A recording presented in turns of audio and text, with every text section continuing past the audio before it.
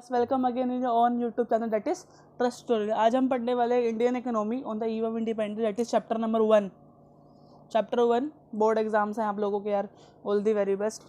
ठीक है, कोरोना आ चुका है लेकिन कोई दिक्कत वाली बात नहीं, टेंशन मत लो, सिलेबस रिड्यूस हो जाएगा। सीबीएसई की लेटेस्ट खबर है कि सिलेबस रिड्यूस किया जाएगा, बट कितना किया जाएगा वो अब तक कंफर्म नहीं किया गया। एंड के चैप्टर ही कटेंगे जहाँ तक प्रोबेबली चांसेस हैं। ठीक है, तो स्टार्ट करते हैं, घबराओ मत बिल्कुल भी। तो agriculture sector on the eve of independence के अंदर सबसे पहले हम पढ़ने वाले हैं कि हमारा जो एग्रीकल्चर है वो कैसा था eve of independence. For example कि यार हमें 1947 में आज़ादी मिली थी, तब के टाइम पे एग्रीकल्चर कैसा था, खेती बाड़ी कैसी थी।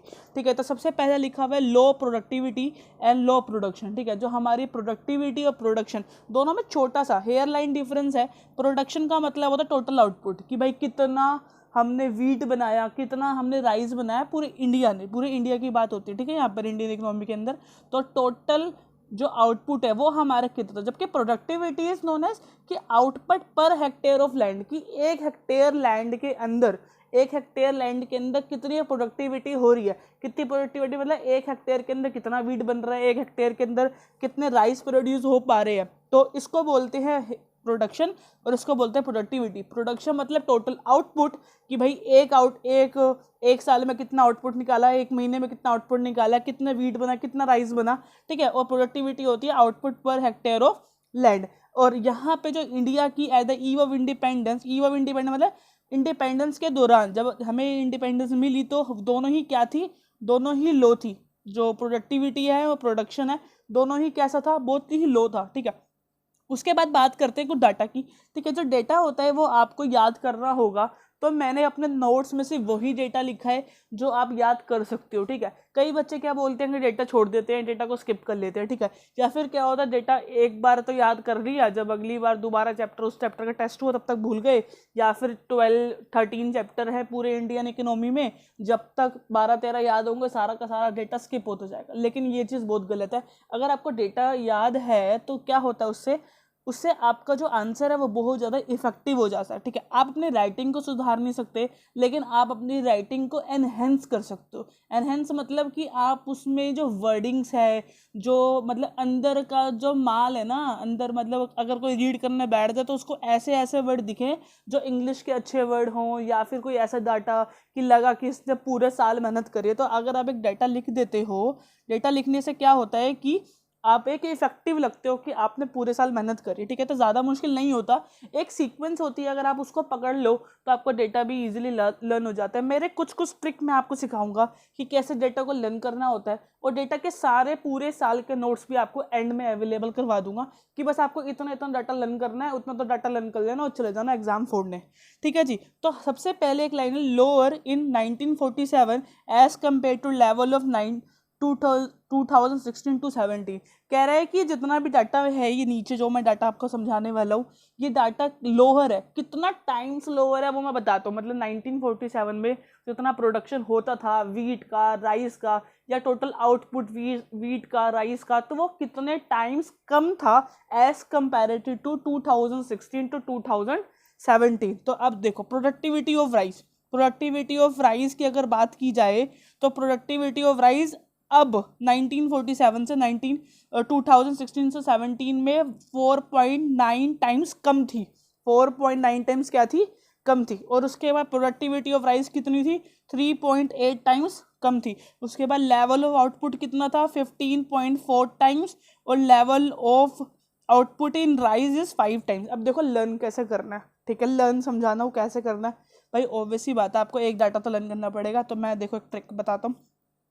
4.9 लिखा, इसको लर्न कर लो। ये क्या है, 5 से 0.1 छोटा है। कितना छोटा है, 5 से 0.1 छोटा, दिमाग में घुस रहा है। इमेजिन करो भाई, अभी सोचो कि 5 में माइनस करा 0.5 एंड देन वी गेट 4.9। अब 4.9 तो क्या है, प्रोडक्टिविटी ऑफ वीट है। अब भाई दोनों में एक एक माइनस कर दो, मैं दिखाता हूँ भाई। एक इसमें से माइनस, एक इसमें से माइनस, क्या आ गया, 3.8 आ गया ना। 4 में से 1 गया 3, 9 में से 1 गया 8, हो गए दोनों डाटा लर्न। तो आपने एक छोटी सी याद करी बात की तरह, the productivity of wheat is 5 minus 0.1 that is 4.9। जब आप ये छोटी सी चीज़ को लर्न करने बैठते हो ना, वो लर्न नहीं होती, स्किप हो जाती है। जब आप उसको हिंट से, ट्रिक से लर्न करते हो तो वो एकदम से आपके माइंड में घुस जाती है। जिस भी टॉपिक पे आप एक बार हंस लिए ना, स्माइल कर लिए, वो टॉपिक आपके लिए परमानेंट हो जाता है। तो 4.9, तो 5 माइनस 0.1 इज 4.9, और एक बार 4 में से 1 माइनस और 9 में से 1 माइनस, दैट गिव्स मी 3.8। अब बात आती है भाई यहाँ पे अगला, level of output of wheat और level of output of rice. देखो राइस का तो याद ही क्या करना, अभी तो बताया था 5 में से 0.1 हटा दो, अब 0.1 छोड़ दो, 5 आ गया। क्या आ गया? 5 आ गया। देखो मैंने जो सीक्वेंस लिखी है ऐसे लिखी है, व्हीट राइस, इस चीज़ का ध्यान रखो, सीक्वेंस पता होनी चाहिए। तो पहले प्रोडक्टिविटी ऑफ व्हीट, फिर नेक्स्ट प्रोडक्टिविटी ऑफ राइस, फिर next level of output of wheat, level of output of rice. तो ये 5 लिख लिया भाई तुमने 5। अब इसको लर्न करना है ना तुम्हें। अब सोच रहे हो मैं कैसे लर्न कराऊंगा, अब देखो क्या करना है, 5 लिखो, ठीक है। उसके बाद उसमें ना 1 कम कर दो, 4 हो गया। कितना कम करा? 1, यहाँ लिख दो, पॉइंट लगा दो, हो गया 15.4। समझ आया? दोबारा देखते हैं, 5 यही है ना, लिख दो, 1 कम कर दो, 4 हो गया। उसके बाद कितना कम करा? 1 कम करा, लगा दो पॉइंट, 1 से पहले लगा दो, हो गया 15.4। तो डेटा लर्न हो गया। डेटा का सीक्वेंस याद करो, 5 माइनस 0.1 इज इक्वल टू 4.9, दोनों में 1 1 माइनस, 4 में से बन गया 3, 9 में से बन गया 8। उसके बाद जो आउटपुट व्हीट का है डेट इज 5 और उसमें से 1 कम करो, 4 लिख दो। कितना कम करा? 1 लिखा तो 1 यहाँ लिख दो, ठीक है, हो गया होगा। तो that is low productivity and low production. Second point, अब देखो हमने जितना ज़्यादा टाइम इस एक हेडिंग में दिया ना, अब ये हेडिंग हम कभी नहीं भूलने वाले, ठीक है। काफ़ी बच्चे बोलते हैं कि अगर आपकी बुक के अंदर 10 जो पॉइंट्स है वो हैं, तो मैं बस 6 कर लेता हूँ ना, क्योंकि 6 से बड़ा तो कोई क्वेश्चन आता नहीं, 6 नंबर से बड़ा 6 पॉइंट करूँगा, इट मोर देन सफिशिएंट। लेकिन मेरी बात ध्यान से सुनो, छोटी सी बात, कभी भी ऐसा मत करना, ठीक है। बिकॉज अगर आपकी बुक में 10 पॉइंट्स हैं, आपको 10 के 10 रीड करने हैं, अच्छे से पढ़ने हैं, लेकिन कोई ऐसे पक्के 6 निकाल के रखना बस कि आपको आए और बिल्कुल आप एग्जैक्ट लैंग्वेज लिख सको उस चीज़ की, ठीक है। लेकिन अगर आपसे नहीं हो रहा तो सिर्फ रीडिंग करो, बाकी जो 4 पॉइंट्स बच गए, ठीक है। क्योंकि क्या होता है कभी एक बार, फॉर एग्जांपल लो प्रोडक्टिविटी एंड प्रोडक्शन, ये आपने पॉइंट स्किप कर दिया उन 10 में से, क्योंकि आपको लग रहा था कि ये तो बहुत मोटा सा पॉइंट है, बहुत बड़ा पॉइंट है, इतनी सारी इंग्लिश इसके अंदर लिखी हुई है, इतना सारा डाटा इसके अंदर लिखा हुआ है, इसको क्या कर लेना लर्न करके। और लेकिन पेपर में क्या आ गया, यही क्वेश्चन 2 नंबर का आ गया, at the eve of independence low productivity और लो प्रोडक्शन को समझाओ, एक्सप्लेन करो कि प्रोडक्टिविटी कैसी थी और प्रोडक्शन कैसा था at the eve of independence. तब आपके हाथ पैर क्या हो जाएंगे, नीले, भाई ये तो याद ही नहीं करता, ये तो स्किप कर दिया था। तो ऐसा मत करना, सारे पॉइंट इंपॉर्टेंट है, बोर्ड का एग्जाम है, इजी मत लेना इस चीज़ को, ठीक है। Easy low in the way of attitude, लेकिन चीज़ों को स्किप करना it's not a good attitude, okay, ठीक है। चलो नेक्स्ट लिखा हुआ है high degree of uncertainty. Uncertainty का मतलब क्या होता है कि मुझे पता नहीं कि कब क्या हो जाए। अनसर्टेनिटी उसी को तो बोलते हैं जब पता ही नहीं भाई कब क्या हो जाए। तो हमारा जो एग्रीकल्चर है that is depend upon uncertainty. Uncertainty पता नहीं यार कि प्रोडक्शन इन फ्यूचर में कैसा होगा, because all the production is depend upon the rainfall. किसके ऊपर डिपेंड था? रेनफॉल। भाई इंद्रदेव पे हम डिपेंडेंट थे, इंद्रदेव खुश हैं तो प्रोडक्शन होगा, इंद्रदेव नाराज है तो प्रोडक्शन नहीं होगा। भाई इंद्रदेव बारिश करवाते, अगर बारिश अच्छी हो गई, खुश हो गए तो भाई बढ़िया हो गया, तो अच्छा एग्रीकल्चर होगा, अच्छी खेती बाड़ी होगी तो अच्छा पैसा मिलेगा तो लाइफस्टाइल अच्छा हो जाएगा। तो सब कुछ डिपेंड होता था इंद्रदेव पे, ठीक है। लेकिन अब नहीं है ऐसा, ठीक है। तो उस टाइम क्या हो गया कि रेनफॉल पे हम डिपेंडेंट थे, क्योंकि उस टाइम पे जो वेल्स होते हैं, वेल्स मतलब कुएं वगैरह नहीं थे, कैनाल्स वगैरह नहीं थी, मतलब जो पाइपलाइंस वगैरह होती है जिसके थ्रू पानी आता है, मतलब irrigation facilities very poor. The irrigation facilities very poor because वहाँ पे जो ब्रिटिश राज था उसका कोई वो नहीं था, मोटिव नहीं था। भाई ब्रिटिश ने वहाँ काम करा जहाँ पे उसको मोटो दिखा, भाई कोई मुझे मोटो मिल गया, मुझे मोटिवेशन मिल गई, मुझे पैसे अर्न होंगे। फॉर एग्जाम्पल कि ब्रिटिश राज ने रेलवे खोली, लेकिन लोगों को लगता है कि रेलवे उन्होंने लोगों के लिए खोली, जबकि ब्रिटिश राज ने रेलवे खोली थी ताकि उसका जो रॉ मटेरियल है इंडिया का वो ईजिली इधर से उधर एक जगह से ले जाऊं, ताकि वो हम एक्सपोर्ट कर सके अपनी कंट्रीज़ के अंदर, ठीक है। बात समझ आ रही है? तो इसलिए तो वो उसने वेल्स और कैनल्स पे बिल्कुल भी ध्यान नहीं दिया ब्रिटिश राज, जिसकी वजह से सारा का सारा जो एग्रीकल्चर की प्रोडक्टिविटी है वो कम थी, और सारे के सारे लोग किस पे डिपेंड करते थे? असर्टेनिटी थी उनकी, डिपेंडेड अपॉन द रेनफॉल, ठीक है। डोमिनेंस ऑफ सबसिस्टेंस फार्मिंग, तो ये वर्ड अब आपको कभी नहीं भूलना, ये मोस्ट इंपॉर्टेंट पॉइंट है, इसकी स्पेलिंग भी याद कर लेना, सबसिस्टेंस फार्मिंग। तो डोमिनेंस का मतलब था totally dependent upon the subsistence farming. तो सबसिस्टेंस फार्मिंग क्या होती है? सबसिस्टेंस फार्मिंग का मतलब है कि जब हम जो क्रॉपिंग कर रहे हैं, when the we are doing a cropping, तो जो क्रॉप कर रहे हैं, जो हम प्रोडक्शन कर रहे हैं, वो सारा का सारा हम किस मोटो से कर रहे हैं कि भाई ये बनेगा, वीट बनेगा या राइस बनेगा, और वो हम सारा सारा कहाँ ले जाएंगे, अपनी फैमिली में यूज़ करेंगे पूरे साल। ठीक है, तो crop are produce to provide for the basic need of the family, मतलब किस मोटिव से किया गया, not for the earning a money for the family, मतलब फैमिली के लिए जो प्रोडक्शन किया जाता है, एग्रीकल्चर किया जाता है, that is called subsistence farming. और सब्सिस्टेंस फार्मिंग ही मेन था, मतलब at the eve of independence जब हमें आज़ादी मिली तो हमें सारे के सारे जो लोग थे, जो फार्मर्स थे, उनका एक ही मोटो था कि हम प्रोडक्शन करेंगे, आलू प्याज जो भी उन्होंने बनाना है, और वो सारा का सारा क्या कर लेंगे, फैमिली के अंदर कंज्यूम कर लेंगे, उसको बेच के उससे पैसे अर्न करना उनका मोटो कभी था ही नहीं। ठीक है, अगला है gulf between the owner of the soil and the tiller of the soil. अब सुनो, ओनर ऑफ द सोइल कौन होते थे, जिनकी वो लैंड होती थी, ठीक है, और टेलर ऑफ द सोइल कौन होते थे, जो लोग वहाँ पे काम करते थे। ठीक है, उनके बीच में हमेशा क्या रहता था, लड़ाई झगड़ा।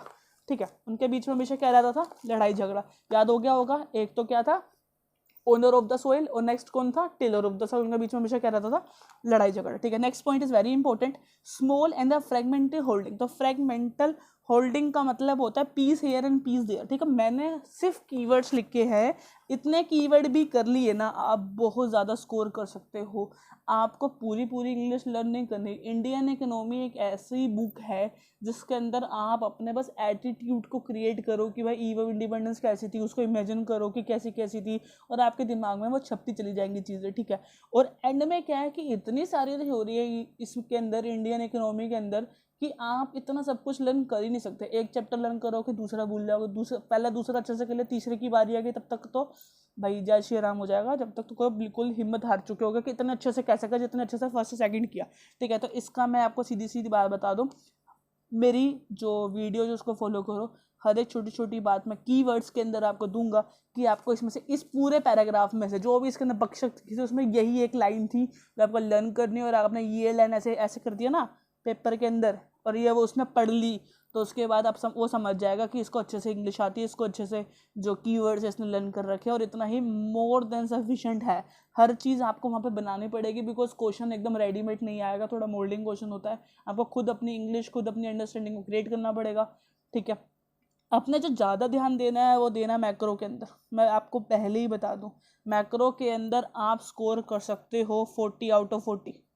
ठीक है, इजीली वो भी। ठीक है, मेन क्वेश्चन है, वीडियोस में बने रहो, लिंक आपको आई बटन के अंदर मेरे न्यूमेरिकल्स मिल जाएंगे मैक्रो के, जिसके भी वीडियोस कुछ रिलीज हो गई हैं, तो वहाँ पे जाके देखो आई बटन में। ठीक है, बाकी करो, कंटिन्यू करते हैं। ठीक है, लैंड रेवेन्यू सिस्टम। ठीक है, तो समझ आ गया, स्मॉल और फ्रेगमेंट्री होल्डिंग। स्मॉल और फ्रेगमेंट्री होल्डिंग मतलब छोटी छोटी होल्डिंग थी, मतलब जो लोग थे जिनके पास ज़मीनें थी, उनके पास बहुत छोटी छोटी ज़मीनें, छोटे 1 एकड़ तक की भी ज़मीन नहीं होती थी। और फ्रेगमेंटेड होल्डिंग मतलब होता है एक कुछ पड़ी है, फॉर एग्जाम्पल मेरे पास यहाँ पे 3 लैंड्स है फार्मिंग की, यहाँ पे 3 जगह फार्मिंग होती है, ये ए पार्टी की है, ये भी ए पार्टी की है, लेकिन ये बी पार्टी की है। ठीक है, अब ये बी पार्टी वाला बीच में आ गया, इसको बोलते हैं फ्रेगमेंटेड होल्डिंग। ठीक है, क्योंकि ए की, अगर ये दोनों ए मिल जाते, मतलब यहाँ पे भी ए होता और ये दोनों ए इकट्ठे हो जाते, तो जो इनका लैंड है ना, उसकी प्रोडक्टिविटी और उसका प्रोडक्शन दोनों में एनहेंसमेंट हो जाती, बिकॉज वेस्टेज कम होती, जो इनपुट्स है उनकी वेस्टेज कम होती, पानी की वेस्टेज कम होती, खाद की वेस्टेज कम होती, जिसकी वजह से जो प्रोडक्शन और आउटपुट है वो बढ़ जाता। ठीक है,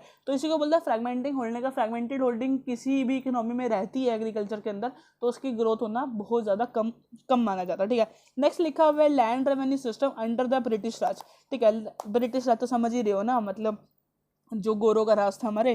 ठीक है, land revenue system. Land revenue system का मतलब होता है जो रेवेन्यू जनरेट कर रहे हैं लैंड से, मतलब खेती बाड़ी से। तो ये कैसा था, ये था ट्रायंगुलर, आपको बुक के अंदर वर्ड मिल जाएगा, triangular system created by the British Raj. तो ट्रायंगुलर के अंदर 3 एडजेसेंट चीज़ें होती हैं, तो 3 एडजेसेंट चीज़ें मतलब 3 adjacent points, there are 3 ends. ठीक है, तो इसके अंदर एक एंड पे बैठी थी गवर्नमेंट। ठीक है, एक एंड पे बैठे थे जमींदार, एक एंड पे बैठे थे टिलर्स। ठीक है, तो गवर्नमेंट क्या करती थी, गवर्नमेंट ने असाइन कर दी जमींदार। ठीक है, और उनको पूरी छूट दे दी कि आप अपना प्रोडक्शन करवाओ, और वो जो प्रोडक्शन है वो प्रोडक्शन किससे कराओ, टिलर से कराओ, भाई जो उसके अंदर काम करते थे। ठीक है, समझ आ रहा ना, भावना पे रहो। ठीक है, गवर्नमेंट मतलब गवर्नमेंट जो ब्रिटिश राज था, उसने ऑर्डर दे दिया जमींदार को, जमींदार क्या करें, जमींदार कि भाई तुम टिलर से काम कराओ, जितना भी आउटपुट होता है उसका एक फिक्स परसेंटेज मेरे पास पहुंचाओ और हम तुम्हें कुछ नहीं बोलेंगे, बस आप पहुंचाते रहो। अगर आप ये रेवेन्यू मुझे नहीं पहुंचाओगे तो आप जमींदार की जो स्थिति है, जो पोजीशन है, वहां से हट जाओगे, ठीक है। तो इनके अंदर क्या क्या हुआ अब सुनो। टिलर और जमींदारों के बीच में कुछ कीवर्ड्स मैंने लिखे हुए हैं बहुत ही अच्छे। देखो जमींदार कौन थे भाई, जमींदारों को समझते हैं। जमींदार कौन थे? बड़े बड़े लोग जिनके पास परमानेंट ओनर कहा जाता था उनको, किसका? लैंड का, कि लैंड के ये परमानेंट ओनर है, इनसे कोई लैंड नहीं छीनेगा, ठीक है। उसके बाद एक फिक्स सम टू गवर्नमेंट, मतलब एक फिक्स अमाउंट किसको भेजना पड़ता था? गवर्नमेंट को भेजना पड़ता था, ठीक है। फ्री टू एक्सप्लॉइट, मतलब वो बिल्कुल फ्री थे ताकि वो एक्सप्लॉइट कर सके, एक्सट्रैक्ट कर सके। एक्सट्रैक्ट क्या कर सके? आउटपुट फ्रॉम दी फार्मर्स, ठीक है। लेविश लाइफस्टाइल मतलब होता है एक बहुत अच्छा लाइफस्टाइल। वो क्या करते थे? जीते थे, गाड़ियों में घूमना, पंख और आराम से हर चीज पहनना, क्लोथिंग, फूडिंग, इन सब में उनका जो रहन सहन था बहुत ज्यादा लेविश था, ठीक है। अब आगे बढ़ते हैं। तो अब उसके बाद आते हैं टिलर की बारी। अब टिलर्स कौन होते हैं? जो वहाँ पे काम करते थे। तो सबसे पहले टिलर क्या फेस करते थे? They are facing exploitation. किसके through? From the zamindar. Zamindar से वो एक्सप्लॉइटेशन फेस करते थे और उनका नाम पड़ गया था लैंडलेस लेबर। लैंडलेस लेबर मतलब जिनके पास खुद की जमीन नहीं है, वो बिल्कुल लैंडलेस है, और लेबर मतलब काम करने वाले, ठीक है। उनको वेज रेट कितना मिलता था? वेज रेट मिलता था उनको subsistence wage rate. Subsistence wage rate का मतलब इतना कम वेज रेट कि वो आगे ग्रोथ ना कर पाए, बस इतनी ही ग्रोथ हो जितनी उनको जीने के लिए चाहिए, बस उतनी ही उनके पास ग्रोथ हो, ठीक है। उसके बाद hence little interest in the improving the agriculture. देखो भाई, अब सीधी सी बात है, अगर आप जितनी मेहनत कर रहे हो भाई, जितनी मेहनत कर रहे हो, अगर आपको उसके बदले में उतना रिवॉर्ड नहीं मिलता तो वी आर डीमोटिवेटिंग। और अगर डीमोटिवेटिंग हो जाए तो हम उसके अंदर काम को इंटरेस्ट से नहीं कर पाते, और अगर इंटरेस्ट नहीं है तो हम उस काम को इम्प्रूव नहीं कर पाते, ठीक है। तो इम्प्रूव नहीं कर पाता, तभी बोलता हूँ मेरी वीडियो को लाइक कर दिया करो यार। अगर मुझे मोटिवेशन नहीं मिलेगी तो मैं इतने अच्छे से प्यार से नोट्स भी नहीं बनाऊंगा, और आपकी मेहनत भी वेस्ट हो जाएगी कि यार वीडियो देख रहे हो इतनी अच्छी भी नहीं मिल रही। तो वीडियो को लाइक करो, इट्स गिव मी मोटिवेशन। मेरे चैनल पे कमेंट किया करो, शेयर किया करो, ठीक है। चलो मेरी बात छोड़ो, एग्रीकल्चर पे आते हैं, ठीक है। Little interest in improving the agriculture, जिसकी वजह से उनका बिल्कुल भी इंटरेस्ट नहीं बचा था। अब सुनो, जमींदार का एटीट्यूड क्या था भाई? जमींदार लोग क्या होते थे भाई? उनको तो पैसा मिल ही रहा है, उनको पैसा मिल रहा है, बिकॉज जो टिलर जो कमा के दे रहे हैं वो थोड़ा सा पार्ट गवर्नमेंट को दे रहे हैं, बाकी सब खुद रख रहे हैं, तो उनको पैसा मिल रहा है। अब अगर उनको पैसा मिल रहा है तो वो क्यों वेल्स बनाएंगे, क्यों कैनाल्स के ऊपर इंप्रूव करेंगे, क्यों अपने जो पैसा है वो खर्च करेंगे? जब वो पैसा ही नहीं खर्च करेंगे तो पैसा खर्च क्यों करेंगे भाई? वो सोच रहे हैं यार हम मजे से जी रहे हैं, अब आउटपुट जितना ही बने, जितना भी आउटपुट बनेगा मेरे को तो मिल जाएगा, मैं तो लेविश लाइफस्टाइल जी रहा हूँ। जब आपके बहुत सारा पैसा आ जाता है तो आपका एटीट्यूड क्या होता है कि मुझे काम नहीं करना, अनइंटरेस्टेड हो जाते हो। जब आप शांत हो जाते हो, जब आप लाइफस्टाइल में जीने लग जाते हो, बहुत अच्छा पैसा आ रहा है बैठे बैठे, तो आप बिल्कुल भी लेजी हो जाते हो। तो उनके अंदर कोई एटीट्यूड नहीं था काम करने का, इनके अंदर काम करने का एटीट्यूड था, लेकिन इनके पास इक्विपमेंट नहीं थे, मशीनरी नहीं थी, और कोई इनकी बात नहीं सुनता था, बस ये एक्सप्लॉइट होते थे, इसलिए इनका इंटरेस्ट खत्म हो गया एग्रीकल्चर से। और जब काम करने वाले का इंटरेस्ट खत्म हो जाएगा तो उसका तो पूछ ही सकते हो कि उस काम का क्या हो सकता है, ठीक है। नेक्स्ट है फोर्सफुल कमर्शलाइज एग्रीकल्चर। भाई देखो, कमर्शलाइज एग्रीकल्चर वो होता है जिसके अंदर खाने पीने की चीज़ें नहीं बनती, जिसके अंदर वो चीज़ें बनती हैं जो इंडस्ट्रीज को चाहिए, ठीक है, और वो हाई रेट पे बिकती है, जैसे कि कॉटन हो गई, जूट हो गया, ठीक है। ये इंडस्ट्रियल प्रोडक्ट होते हैं, ये खाने पीने में नहीं आते कम, ठीक है। तो लिखा हुआ है shifting to the commercial crop from the subsistence crop, ठीक है। कमर्शियल क्रॉप का मैंने एक एग्जांपल लिखा बहुत बढ़िया सा, इंडिगो। भाई जो इंडिगो मतलब नील की खेती जो होती थी, तो नील की खेती के अंदर क्या होता है भाई? नील की खेती बना लो, चलो कर ली, उससे क्या होता था, लेकिन वो एक तो जो लोग थे भाई, अगर लोग वीट वगैरह बनाते, राइस बनाते, उसमें से आउटपुट मिल जाता, और जो आउटपुट मिल जाता थोड़ा बहुत, तो उससे वो अपना घर चला लेते थे। लेकिन नील की खेती से क्या होता था? नील की खेती से एक तो उनकी हेल्थ ख़राब होती थी, सेकंड की उनकी जो लैंड होती थी वो एक्सप्लॉइट हो जाती थी, पूरी की पूरी लैंड ख़राब हो जाती है एक दो बार नील की खेती करने पे। लेकिन वीट वगैरह में ऐसा नहीं होता था, और उनके पास अब नील की खेती करने की वजह से उनको नील तो चाहिए नहीं, मतलब इंडिगो तो चाहिए नहीं। अब अगर उनको इंडिगो नहीं चाहिए तो उनको जो वीट और राइस जो खाने पीने के लिए चाहिए वो कहाँ से लेंगे? वो लेंगे विद देयर कैश, और कैश उनके पास इतना नहीं होता था। समझ रहे हो आप बात को? तो मैं सबसे ग्रुप में दो एग्जाम्पल लिखे हुए, राइस एंड वीट, ठीक है। चलो next, force to accept advance payment, ठीक है। अब अगर वो नील की खेती करने से मना कर देते थे ना, तो जो लोग थे उनको, मतलब जो गवर्नमेंट थी उनको फोर्स करते थे, या फिर जमींदार उनको फोर्स करते थे कि आप पैसे पकड़ो, नील की खेती करो, उनको जबरदस्ती पैसे पकड़ा दिए जाते थे। नाउ दे नीड कैश, अब उनको क्या जरूरत पड़ती थी, कैश की जरूरत पड़ती थी टू गोल्ड, और जिसकी वजह से वो डेब्ट ट्रैप के अंदर, मतलब एक उधार वाला एक ऐसा ट्रैप जिसके अंदर से निकलना ही बहुत मुश्किल हो गया, ठीक है, तो उधर वो फंस चुके थे, ठीक है। अब नेक्स्ट क्वेश्चन आता है हमारा, features of Indian economy on the eve of independence. देखो अब हम पढ़ेंगे फीचर्स। तो एग्रीकल्चर वाला क्वेश्चन मैंने इसलिए पहले उठाया कि आपको काफ़ी सारी चीज़ें मेरी एक्सप्लेनेशन के अंदर मिल जाएंगी, और अब थोड़ा सा आप ज़्यादा एडवांस हो चुके हो, ठीक है। तो नेक्स्ट क्वेश्चन ही काफ़ी इंपॉर्टेंट है, दोनों क्वेश्चन 6 मार्क का क्वेश्चन में आते हैं, ठीक है। सबसे आगे पहला पॉइंट है इसका, अब इकोनॉमी के अंदर की पूरी इकोनॉमी कैसी थी, तो सब कुछ आएगा कि इंफ्रास्ट्रक्चर कैसा था, इंडस्ट्री कैसी थी, इकोनॉमी कैसी थी, पर कैपिटा कैसा था, ये सब चीज़ों के बारे में पढ़ने वाले हैं, ठीक है। तो स्टैग्नेंट इकोनॉमी, अगर आपको मेरे नोट्स चाहिए, ये सारे के सारे अगर आपको मेरे नोट्स चाहिए तो प्लीज़ मेरे अबाउट सेक्शन में जाओ यूट्यूब के, और अबाउट सेक्शन के अंदर इंस्टाग्राम का लिंक मिलेगा, इंस्टाग्राम से जाकर मेरे को फॉलो करो, देन डीएम मी। अगर फॉलो नहीं करोगे तो मैं नोट्स नहीं दूंगा, तो फॉलो करो, डीएम करो, और मैं आपको नोट्स प्रोवाइड कर दूंगा प्रॉपर के प्रॉपर, ये सब लिखा हुआ, ठीक है। और आगे आने वाले भी नोट्स आपको मिल जाएंगे बस एक डीएम करने के बाद, ठीक है। तो अब देख लो कि अगर आपको फॉलो करना है कि नहीं करना, बाकी आपकी इच्छा, ठीक है।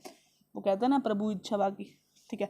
तो स्टैग्नेंट इकोनॉमी, तो स्टैग्नेंट इकोनॉमी क्या होते हैं, लिटल और नो ग्रोथ इन इनकम, कि ऐसी इकोनॉमी जहाँ की इनकम बहुत ही ज़्यादा लो है या फिर बहुत ही ज़्यादा कम है, जिसकी वजह से वो ग्रो नहीं कर रही, मतलब एक जो पैसे हैं वो ग्रो नहीं कर रहे। फॉर एग्जांपल, अगर आपकी सैलरी आज 10,000 रुपये है और 10 साल बाद भी 10,000 रुपये रहेगी, तो वो क्या होगा कि इकोनॉमी क्या हो जाएगी, बहुत ज़्यादा स्टैग्नेंट इकोनॉमी कहलाएगी, ठीक है। नेक्स्ट लिखा हुआ है, growth rate of per capita income is 0.1% per annum in 1925 to, मतलब इन 25 ईयर के अंदर 25, अब याद ही करने की जरूरत ही क्या है इसको, राउंड फिगर में तो कुछ लर्न नहीं करना होता। जो ग्रोथ रेट है, जो हमारा ग्रोथ रेट है पर कैपिटा इनकम, मतलब पर कैपिटा इनकम, ये जो ग्रोथ रेट है वो कितना ग्रोथ है, 0.1%। कितना ग्रोथ रेट है, 0.1%, जो 5 में से माइनस किया था ना 0.1, देखो यहाँ आ गया, ठीक है। देखो पूरे चैप्टर में लिंक कितने सारे बिठा रहा हूँ, दिमाग के अंदर लिंक कॉपी करते जाना, और कमेंट सेक्शन में सारे लिंक लिख देना, ठीक है। नेक्स्ट, अब स्टैग्नेंट इकोनॉमी थी तो उससे क्या क्या हार्मफुल इफेक्ट थे, एक तो पॉवर्टी थी, बहुत ज़्यादा गरीबी, सब गरीबी में रहते थे। स्टैंडर्ड ऑफ लिविंग बहुत ज़्यादा लो था। स्टैंडर्ड ऑफ लिविंग का मतलब है कि ना अच्छा खाना, ना अच्छा पहनना, ना अच्छी एजुकेशन, ना अच्छा इंफ्रास्ट्रक्चर, ना अच्छी रोड, ना अच्छा हॉस्पिटल, ना अच्छे स्कूल, ना अच्छे कॉलेजेस, ठीक है। तो लो लेवल ऑफ जो लिविंग था, स्टैंडर्ड ऑफ लिविंग बहुत लो था, और और जो पॉवर्टी थी बहुत ज़्यादा थी। एपिडेमिक और स्टारवेशन, ठीक है। तो इसमें दोनों में एक छोटा सा फर्क होता है। एपिडेमिक तो चल रहा है कोरोना, भाई बहुत सारे लोग मर रहे हैं, बहुत सारे लोग इफेक्टेड हो रहे हैं, ठीक है। स्टारवेशन का मतलब होता है भूखमरी, मतलब लोगों के पास खाना नहीं है और वो लोग मर रहे हैं, ठीक है। तो ये रिकरिंग फिनोमिना था। रिकरिंग का मतलब होता है रिपीटिंग, बार बार आने वाला। फिनोमी का मतलब होता है कि ऐसी सिचुएशन जो बार बार क्रिएट हो जाती है, ठीक है। नेक्स्ट है हमारा बैकवर्ड इकोनॉमी। नेक्स्ट पॉइंट आता है दैट इज बैकवर्ड इकोनॉमी। तो बैकवर्ड इकोनॉमी क्या है, पर कैपिटल इनकम इज लो। मैं पहले बता चुका हूँ। पहले हम बता पर कैपिटा इनकम की ग्रोथ, वो थी भाई ग्रोथ, मैं पहले बता रहा हूँ, ग्रोथ 0.1 थी। ग्रोथ कितनी थी, 0.1%। और अब जो इनकम है दैट इज ओनली 230 रुपीज। कितनी थी, 230 रुपये। दो बार दिमाग में बोलो, 230 फोटो लाओ। 230 रुपये कैसे दिखते हैं, एक 200 का नोट, एक 10 के 3 नोट, उसके बाद एक 200 के वो नीले से नोट, उसके बाद फिर 10 के नोट 3, ठीक है। अब याद हो गया, घुस गए कितने नोट है इसके अंदर, ठीक है। और कब ये 1947 के दौरान सिर्फ 230 रुपये पर कैपिटा इनकम थी। तो पर कैपिटा इनकम का मतलब समझ रहे हो, सारी इनकम को ले लो, total income divide by total population. तो हर किसी, अगर ऐसा कर दिया जाए कि पूरी इंडिया की पैसे ले लो, जितने भी लोग हैं वो पैसे, सब पैसे ले लो, और सारे जो पैसे हैं वो टोटल पॉपुलेशन में डिवाइड कर दो, तो लोगों के पास कितने रुपए आते हैं, सिर्फ 230 रुपये ही गेट कर पाते वो, ठीक है। अब जिसकी वजह से bulk of population is poor, जिसकी वजह से जो पॉपुलेशन थी वो कैसी थी, बहुत ज़्यादा पुअर थी। अब पुअर की वजह से क्या था, क्लोथिंग नहीं थी, फूड नहीं था, एम्प्लॉयमेंट नहीं थी, पुअर थे भाई, पॉवर्टी थी भाई, अनएम्प्लॉयमेंट थी भाई, ठीक है। समझ आ रही है बात, चलो कंटिन्यू करते हैं आगे। अब नेक्स्ट बारी आती है एग्रीकल्चर बैकवर्डनेस। भाई एग्रीकल्चर कैसा था, भाई एग्रीकल्चर के बारे में बहुत सारा क्वेश्चन पढ़ चुके हैं, कम से कम 6-7 पॉइंट पढ़ चुके हैं, तो यहाँ तो कुछ लिख ही सकते हैं, वो बताता हूँ मैं इंपॉर्टेंट। 72 पॉपुलेशन एंगेज थी कहाँ पे, एग्रीकल्चर, मतलब एग्रीकल्चर में अगर हमारे देश में सिर्फ 100 ही लोग होते तो उसमें से 72 लोग कहाँ लगे होते, एग्रीकल्चर में लगे होते उस टाइम के अकॉर्डिंग बता रहा हूँ मैं, ठीक है। अभी 72 कैसे लर्न करना है भाई, जो जो मेरे को अच्छे से जानते हैं उनको पता है, मेरा बर्थडे 27 को आता है, इसका उल्टा कर लेना, होगी बात खत्म। 27 दिसंबर को मेरा बर्थडे है भाई, लिख लो कहीं, विश कर देना, ठीक है। 72 population engage in agriculture, contribution कितना था, जबकि कॉन्ट्रीब्यूशन कितना था 50% इन जीडीपी। फॉर एग्जाम्पल अगर उस टाइम के लोग सिर्फ 10,000 रुपये कमाते तो 5,000 रुपये एग्रीकल्चर में आते बस, ठीक है। प्रोडक्टिविटी कैसी थी, लो थी, कैसी फार्मिंग थी, सब्सिस्टेंस फार्मिंग थी, बस जी आगे चलो। नेक्स्ट, इंडस्ट्रियल बैकवर्डनेस, इंडस्ट्री कहती थी बहुत ज़्यादा बैकवर्ड थी। Population of production of machinery क्या था, निग्लेजिबल, मतलब जितना भी प्रोडक्शन होता था किसकी वजह से, मशीनरी की वजह से, तो वो बहुत ही निग्लेजिबल था, बहुत ही कम था। इंडस्ट्रीज की बात कर रहे हैं अभी हम, ठीक है। स्मॉल स्केल इंडस्ट्री जिसको बोलते हैं SSI, तो स्मॉल स्केल इंडस्ट्री मतलब जो जिनके पास कैपिटल कम होती है, और कोल्ड इंडस्ट्री ये बहुत ज़्यादा क्या हो गई थी, रियूंड हो गई थी, मतलब खत्म हो गई थी, बर्बाद हो चुकी थी। Depend upon the import from the Britain, तो जितना भी गुड हमें चाहिए होता था, जितना भी हमें सामान चाहिए होता था, जितना भी रॉ मटेरियल चाहिए होता था, we are depending upon on the British rule. तो जितना भी ब्रिटिश की इकोनॉमी हम उसके ब्रिटिश से हम मंगाते थे, इंपोर्ट ही इंपोर्ट, इसलिए उन्होंने राज किया हम पे, क्योंकि हमारे पास प्रोडक्शन था ही नहीं, हमें सब कुछ इंपोर्ट करना पड़ता था, ठीक है। उसके बाद पॉवर्टी की बारी आती है, तो आपको पता ही है, not getting 2 square mile in a day, मतलब 2 बार का खाना भी लोगों को नसीब नहीं होता था, इतनी पॉवर्टी थी हमारे पास, ठीक है। नेक्स्ट आता है पुअर इंफ्रास्ट्रक्चर। तो पुअर इंफ्रास्ट्रक्चर सबसे पहली बात होता है, इंफ्रास्ट्रक्चर क्या होता है, इंफ्रास्ट्रक्चर वो होता है जो हमें फैसिलिटेट करता है, जो हमें हेल्प करता है एक अच्छा लिविंग स्टाइल जीने के लिए। तो सबसे कम्युनिकेशन, जैसे आज हम व्हाट्सएप यूज़ कर रहे हैं, इंस्टाग्राम यूज़ कर रहे हैं और भी बतेरी चीज़ें यूज़ कर रहे हैं, तो ये हम कम्युनिकेशन का एक साधन है। पहले कॉलिंग होती थी, सिर्फ कॉलिंग में डिपेंड होते थे, now we are depending upon internet ना हो तो हमें नींद नहीं आती, टिकटॉक देखे बिना 5-10 वीडियो तो नींद तो आनी नहीं, ठीक है। उसके बाद ट्रांसपोर्ट की बात करें तो उस टाइम सिर्फ रेलवे थी, बस मोस्टली रेलवे ही थी, बस छोटा बहुत, बाकी जो बैलगाड़ी वगैरह चलती थी, ठीक है। उसके बाद पावर का मतलब होता है इलेक्ट्रिसिटी वगैरह एक्सेट्रा, तो ये सब चीज़ें इंफ्रास्ट्रक्चर में आती है। बाकी भी चीज़ आती है, स्कूल हो गए, हॉस्पिटल्स हो गई, रोड हो गई, तो लेकिन यहाँ पे मैं 3-4 एग्जाम्पल लिखी, ये कैसी थी, बहुत ही ज़्यादा कम थी, ठीक है। अब कुछ डाटा की बात आती है, तो ये है थोड़ा सा मेन डाटा। तो कभी कभार डाटा ना 1 नंबर में भी आ जाता है, तो ध्यान रखो इस चीज़ का, ठीक है। अब देखो पावर हमारे पास पावर है भाई, हम बहुत रिच है, तो किसी की शादी पे जाते हो कितने रुपये का सगन देते हो, वही लिखा हुआ है 2100 रुपये का, ठीक है। मेगा वोट इसको बोलते हैं, MW, that is mega watt, ठीक है। मेगा वोट झटका, 2100 का झटका लग गया बस शादी पे जाके। मैरिज या फिर वेडिंग, लो ये भी हो गया, मैरिज वेडिंग, ठीक है। मैरिज और वेडिंग पे जाके कितने रुपए देते हो भाई, पावर में हो तो 2100 रुपये, बहुत ज़्यादा पावर है ना, मामा हूँ मैं तो लड़के का, ठीक है। Next, railway. अब रेलवे कैसे याद करना है, ये देखो सॉरी, तो जो प्रोडक्शन था वो 2100 मेगावाट का होता था। रेलवे, टोटल रेलवे कितनी थी, 53596 किलोमीटर। अब बोलेंगे ये कैसे याद होगा भाई, इसका तो बहुत आसान है, सुनो मेरी बात, ठीक है भाई। 3 1 सा क्या होता है 3, 3 2 सा क्या होता है 6, 3 3 सा क्या होता है 9, इन दोनों के बीच 5 लिख दो, सॉरी 5 लिख दो दोनों के बीच में, ठीक है। दोबारा देखो मैं क्या समझाना चाहता हूँ, 3 1 सा 3, 3 2 जा 6, 3 3 जा 9। अब हल्का सा गैप दोनों जगह 3 के बीच में, मतलब 3 को पकड़ना है 5 से दोनों तरफ से, ठीक है। देखो भाई एक बार खुद बना के देखो, दोबारा बना के देखो, या बनाते हैं, ठीक है ना, कबाड़ा मत बजाओ भाई, नोट्स हैं चाहिए तुम्हें, ठीक है। दोबारा बनाओ, दिमाग में सोचो, मैंने क्या बोला, 3 1 जा 3, 3 2 जा 6, 3 3 जा 9, और 3 को पकड़ना है किसके थ्रू, 5 के थ्रू, दोनों तरफ से पकड़ लिया, लो भाई आ गया आंसर। इतनी रेलवे की किलोमीटर थे, मतलब इतनी ही रेलवे हमारे उस time at the eve of independence इतनी ही रेलवे बनी हुई थी। अब भाई पक्का रोड, इसमें मुझे ऐसा लगा नहीं कि कुछ आपको याद करना होगा। 555 तो आप जानते ही हो, इसको जगह 1 लगा देना, 1000 तो लगा ही लोगे, ठीक है। बात समझ आ गई, आगे बढ़ते हैं।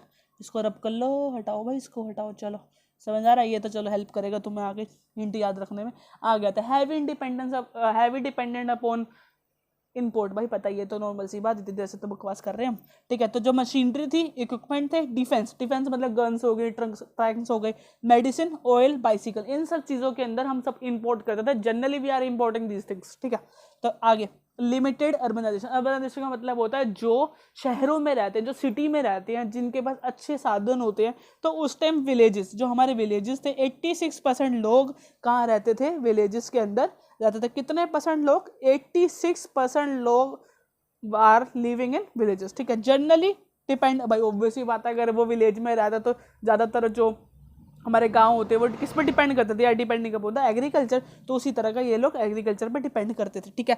अब 48 यहाँ लिखा हुआ है, 86 यहाँ लिखा हुआ है, ध्यान दो 48 यहाँ, 86 यहाँ 8 लिख लो एक जगह, 8 से कम करो, ठीक है, 8 से कम करोगे तो कितना आ जाएगा, 6 आ जाएगा, और 6 से आगे कम करो तो 4 आ जाएगा, मतलब 2 का कम कर दो तो, ठीक है। तो ये 8 हो गया, 6 हो गया, 4 हो गया, 8 ये लिखा, 6 यहाँ लिखा, और 86 तो मैं दिख ही रहा होगा, तो ये इसका हिंट हो गया। 86% are living in a villages in 1948। कुछ नहीं बोला मैंने, क्या बोला, 8 लिखो, 2 पीछे 6 लिखो, और ये इसका उल्टा कर दोगे तो ये रहा 86, ठीक है। उसके पीछे 2 लिखो, इसको गोली मारो, 48 ये लिखा 1948, ठीक है। आगे बढ़ते हैं, ठीक है। उसके बाद लिखा हुआ है सेमी फ्लूइड। सेमी फ्लूइडल का मतलब होता है generally production depending upon the जो मशीनरीज है उससे डिपेंड नहीं करता, सारा हैंड वर्क काम करता है, और ज़्यादा से ज़्यादा हम हाथों से काम करते हैं, और हम ज़्यादा काम नहीं करते मशीनरी से। तो अगर मशीनरी से काम नहीं करते तो प्रोडक्टिविटी क्या हो जाती है, कम हो जाती है, जिसकी वजह से बैकवर्डनेस आती है। नेक्स्ट लिखा हुआ है colonial economy. Colonial economy we are also depending upon the British rule. British ही राज करते थे। तो अब राज क्या करते थे, सबसे इंपॉर्टेंट लाइन यहाँ पे ये 2 है, दिमाग के अंदर डाल लो। इंपोर्ट, हम इंपोर्ट क्या करते थे, फिनिश गुड। फिनिश गुड जैसे कि पूरे के पूरे कपड़े हो गए, जूते हो गए, ये सब चीज़ें हम इंपोर्ट करते थे। तो फिनिश गुड्स होती है उनको हम क्या करते थे, इंपोर्ट करते थे। जब इंपोर्ट करते थे तो उसके ऊपर क्या लगा देते थे, हैवी ड्यूटी, मतलब जितना ज़्यादा से ज़्यादा ड्यूटी, मतलब ड्यूटी का मतलब ज़्यादा से ज़्यादा टैक्स लगा देते थे। और जो टैक्स था वो किसके पास जाता था, ब्रिटिश गवर्नमेंट के पास चला जाता। कहाँ जाता था वो, ब्रिटिश गवर्नमेंट के पास पहुँच जाता था। जबकि हम जब एक्सपोर्ट करते थे, and we are exporting that raw material, जो उनको चाहिए भाई, रॉ मटेरियल, इंडिगो चाहिए उनको, उनको कॉटन चाहिए, उनको जूट चाहिए, वो हम देते थे उनको। क्योंकि रॉ मटेरियल के मामले में जो इंडिया था वो बहुत अच्छा था, इसलिए उसको सोने की चिड़िया बोलते थे। तो एक्सपोर्ट जब हम करते थे तो हम ड्यूटी फ्री करते थे। भाई ये रेस्टोरेंट है रजौरी गार्डन में, बहुत अच्छा, जाकर देखने एक बार। तो ड्यूटी फ्री मतलब वो बिल्कुल ही ड्यूटी फ्री, मतलब उसके अंदर हम टैक्स लगाते नहीं थे, जिसकी वजह से इंडिया के खाते में कोई टैक्स नहीं आ पाता था। और जो हैंडीक्राफ्ट का काम है उन्होंने बिल्कुल ठप करवा दिया, क्योंकि मशीनरी की आइटम की जो कॉस्ट थी वो सस्ती पड़ती थी। राजा महाराजा लोग भी उसको इफेक्टिव हो गए, यार अब तो जीन्स पहनेंगे, समझ रहे हो बात, मॉडर्न कपड़े पहनेंगे, बिकॉज मॉडर्न, क्योंकि राज जो करते थे, हम राज जो करते हैं उनको कॉपी करते, तो ब्रिटिश राज के चक्कर में वो छोटे मोटे राजा थे, वो भी उनको कॉपी करने के चक्कर में उन मॉडर्नाइज के पास मॉडर्नाइज होने लगे। समझ आ रही है बात। चलो आज की वीडियो में इतना ही। अगर वीडियो पसंद आई है तो प्लीज़ लाइक करके जाओ भाई, और जितने भी मैंने हिंट बताए हैं उनको कमेंट सेक्शन में लिखो कि आपको कौन सा सबसे बेस्ट लिंक हिंट लगा, और आपको लाइफ लॉन्ग अगर वो याद रहे तो, ठीक है, या फिर मार्च तक भी याद रह जाए, बहुत बड़ी बात है, ठीक है, मार्च तक भी याद रहे। समझ आ रही है, उनको कमेंट सेक्शन में करो। आपको नेक्स्ट वीडियो किसके ऊपर चाहिए उसको भी कमेंट में लिखो, वीडियो कैसी लगी उसको भी कमेंट में लिखो। और अगर पर्सनल कोई बात करनी है कि किस टॉपिक पे चाहिए, कौन सी पर्सनल प्रॉब्लम है जो आप एजुकेशन से फेस कर रहे हो, तो मुझे इंस्टाग्राम पे डीएम कर दो, मैं आपके सारे आंसर्स का जवाब दूंगा। समझ रहे हो, आप ही के लिए हो मैं, समझ रहे हो। चलो मिलते हैं फिर एक और एजुकेशन वीडियो के साथ। और यहाँ पे मेरा एक सब्सक्राइब का मतलब चैनल का लिंक आइकन आ रहा होगा, उसको प्रेस करो, सब्सक्राइब कर दो अगर आप न्यू सब्सक्राइबर हो तो। वीडियो को लाइक करके जाना, और एक आधी वीडियो आपको स्क्रीन पे और दिख रही होगी, उनको भी वॉच करो, वो भी बहुत एजुकेशनल वीडियोज़ हैं, इन्फॉर्मेशन वीडियो है। बाय बाय, टेक केयर, फिर मिलते हैं एक और एजुकेशन वीडियो के साथ।